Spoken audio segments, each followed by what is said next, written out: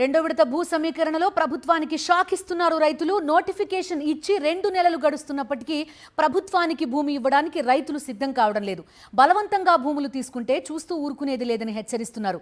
గ్రామ సభల్లో సిఆర్డీఏ అధికారులను నిలదీస్తున్నారు రైతులు. చంద్రబాబు మోసపూరిత హామీల మీద నమ్మకం లేదని అన్నదాతలు అసలు విషయం చెప్తున్నారు.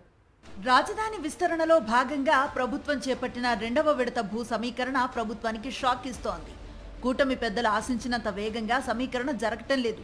మలి విడత సమీకరణకు 2 నెలల క్రితం నోటిఫికేషన్లు ఇచ్చింది సిఆర్డీఏ. తుళ్లూరు మండలంలో 3 గ్రామాలు, అమరావతి మండలంలో 4 గ్రామాల్లో గ్రామ సభలు నిర్వహించారు సిఆర్డీఏ అధికారులు. రెండో విడత భూ సమీకరణను విజయవంతం చేయడానికి మంత్రి నారాయణ, స్థానిక ఎమ్మెల్యేలు 2 నెలలుగా తీవ్రంగా ప్రయత్నిస్తున్నారు. చంద్రబాబు ప్రభుత్వంపై రైతులకు నమ్మకం లేకపోవడంతో భూసేకరణ నత్తనడకన నడుస్తోంది. టీడీపీకి అనుకూలంగా ఉండే పెదపరిమి గ్రామంలో కేవలం 200 ఎకరాలు మాత్రమే భూ సమీకరణ చేయగలిగారు సిఆర్డీఏ అధికారులు. పెదపరిమి రైతులు అడిగే ప్రశ్నలకు సమాధానం చెప్పలేక సిఆర్డీఏ అధికారులు చేతులెత్తేశారు. రెండో విడత భూ సమీకరణపై రైతులు భగ్గుమంటున్నారు.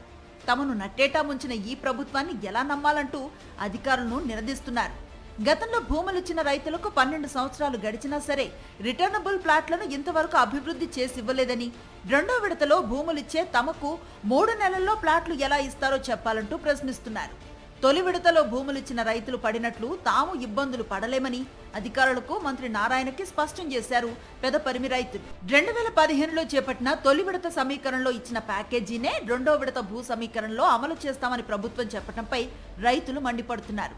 10 ఏళ్ల క్రితం రైతులకు ఇచ్చినట్లుగానే ఇప్పుడు కూడా 1200 గజాలు ఇస్తే ఎలా సరిపోతుందని, తాము భూమి ఇవ్వాలంటే తమకు 1500 గజాల స్థలం, అప్పులు తీర్చుకునేందుకు రుణమాఫీ కింద 3 లక్షల రూపాయలు ఇవ్వాలని స్పష్టం చేశారు.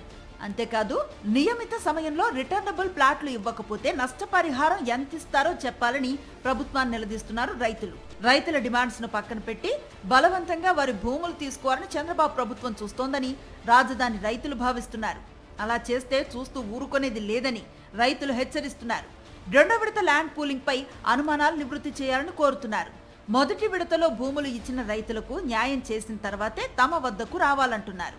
మరికొంతమంది రైతులు తమ భూమిని ల్యాండ్ పూలింగ్ కి ఇచ్చే అవకాశం లేదని గట్టిగా స్పష్టం చేస్తున్నారు. రెండో విడత భూ సమీకరణకు భూములు ఇవ్వకపోతే అమరావతి మున్సిపాలిటీగా మిగిలిపోతుందంటూ చంద్రబాబు తమను బ్లాక్మెయిల్ చేస్తున్నాడని రైతులు ఆవేదన చెందుతున్నారు. అదే సమయంలో చంద్రబాబు తన అనుచర గణంతో రియల్ ఎస్టేట్ వ్యాపారానికి తెరతీస్తున్నాడని రైతులు మండిపడుతున్నారు. మొదటి విడతలో భూములు కోల్పోయి ఇబ్బందులు పడుతున్న రైతుల మాదిరి తాము ఇబ్బందులు పడలేమని, తమ డిమాండ్స్ పరిష్కరించిన తర్వాతే రెండో విడత పూలింగ్ గురించి మాట్లాడాలని అధికారులకు రైతులు స్పష్టంగా చెబుతున్నారు.